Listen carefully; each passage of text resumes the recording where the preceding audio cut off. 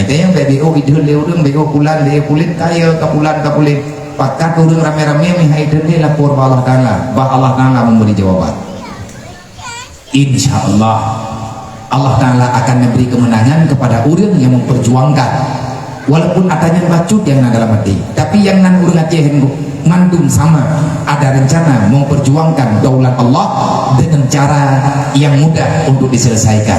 Yang baik tanya tuku yang mendawa badah nampu yang baik liurung dron dia kata pegah lagi menau rencana nak apa buat lo ilung tuku kita memikir kalau habis baca mungkin dia belum nejak budaya nan dengar urung pegah kan rencana nak apa buat lo ku terdet ke gam ku puau jenya ku buat nak cara kan kemung kan kedekabu baik bangai kena kita masyarakat biasa menyekun ayah truk jemun wadai ayah mencalonkan diri menjadi bupati wadainya ayah hanya inginkan mencari kemenangan tetapi dalam target pemilu memang rencana memang kemenang oleh Allah kagak menang hana menang hana masalah tapi yang dakwahkan li ayah adalah politik yang islami yang mengerti dengan keputusan agama yang dakwah ayah putra nak ke ayah wadai nabi nasihat ayah hantam ni kampanye pilih long pilih bulan pilih kulit hana pernah negadanya ayah tapi ini pegah pak jamaah pada yang nabi kita masyarakat Aceh dan masyarakat Indonesia ketahuilah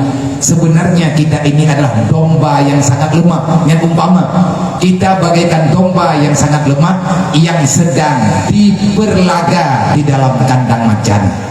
Kita adalah domba yang lemah yang sedang diadu di dalam kandang macan. Jangan pernah kita saling diadukan orang.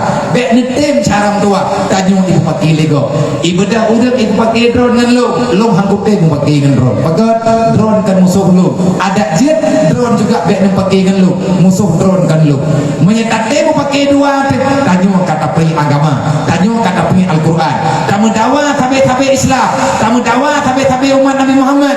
Yang malay Nabi Muhammad tina huruf kiamat di hadapan Allah. Wate udah Islam ke mendawa tabe Islam. Yang relahkan katanya udah mendawa. Tapi yang babak belur adalah agama Allah. Tok jaga agamanya Allah. Dan kerja pada mendawa. Ibu dah dua boh kambing, ibu pok langsung rimuang. Nyopah menanya tak pegat centok. Nya bangkari muang nah. Nya katanya kambing-kambing yang melha langsung rimuang. Benar temelah. Tanyo uranyo tengah ibu pakai leri bunga. Icok kambing ibu pakai kambing dengan kambing. Tahu tukang pakai ribuang. Artinya makhluk yang merasa dirinya kuat dia sedang mengadu kita bersama. Ibu pok tagonyo, ibu pok tagoji, ibu pakai urungnya, ibu pakai urungnya. Nyanto yang kalau jet kumpul rimuang. Ken ayah wadanya kita adalah domba yang sedang diberlaga di kandang macan. Siapa kalah, siapa menang tetap jadi santapan.